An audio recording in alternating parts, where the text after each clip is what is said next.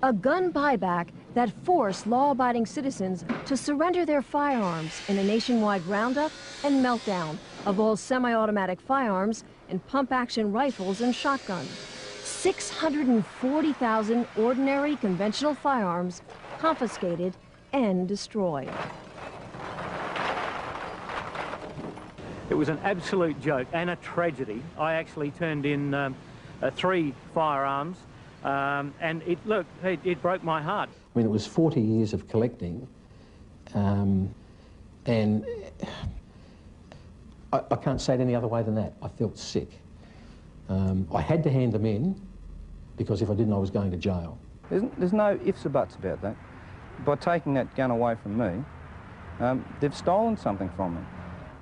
A right stolen by their government, promising safety in return for its gun bans. But now citizens know the frightening truth.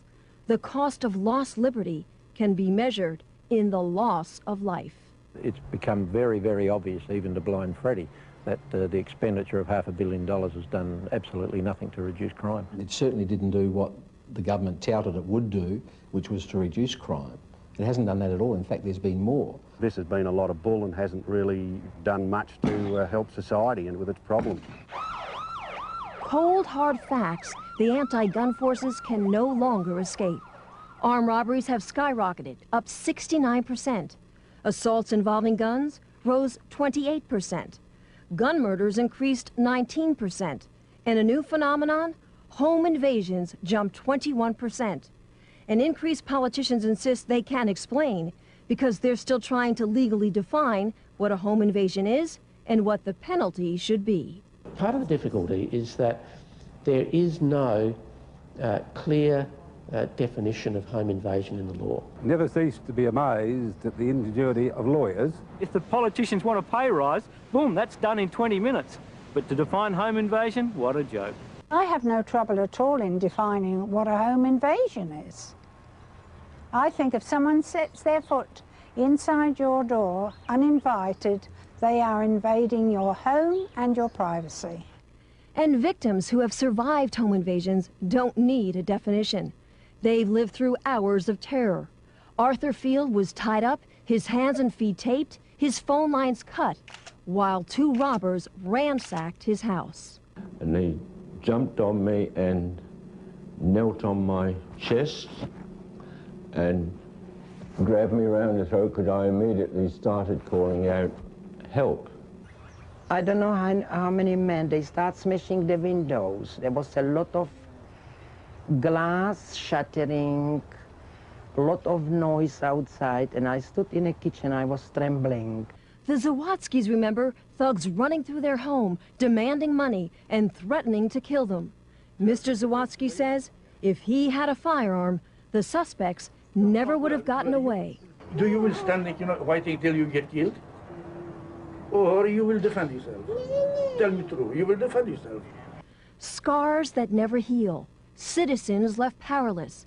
But it's criminals who have been empowered and emboldened by the new gun laws because the innocent can't fight back. What's happening today is that the offender, the bad guys, are happy to break into somebody's house. They're not frightened to break into somebody's house while they're at home. Citizens deny the right to protect themselves by a justice system that won't. Well, my opinion of the legal system here is it's absolutely weak. Weak as water. I mean, they've just got no backbone. That the sentencing for various crimes is just pathetic. And police who can't. They're undermanned and morale has never been lower.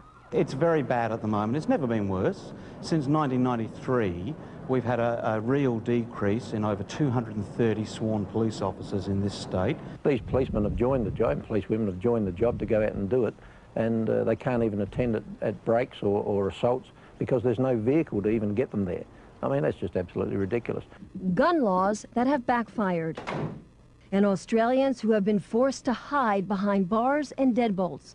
Some are even installing extensive security systems because the firearms they still own that haven't been banned have to be locked up, unloaded, and unavailable. I mean, get real. If I have someone break in here, I've got to go get the bolt, get the rifle, find the ammunition somewhere else, put it all together, and then defend myself if this other person's got a firearm that's going to threaten my life. No way, it doesn't bloody add up.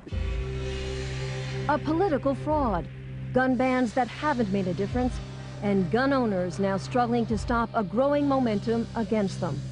The people pushing the removal of guns from the Australian society are already saying that's only the first step, publicly, that's only the first step. Now we want the handguns, we want every other firearm. They're warning to Americans, don't think it can't happen to you. It can, and it already is. Unless you, as a firearms owner, get off your butt now and start to oppose those that want to take them off of you right here and now, I would say that within 5 to 10 years, the restrictions on gun owners in America will be similar to what happens in Australia. Don't trust your politicians. Get in there, keep on their backs. Be a member of the NRA, be a member of your local gun club. Be part of the NRA and never, ever, ever give up your freedoms, because that's, in the end, that's all you've got. If you think you have rights, tomorrow the government can take them away from you.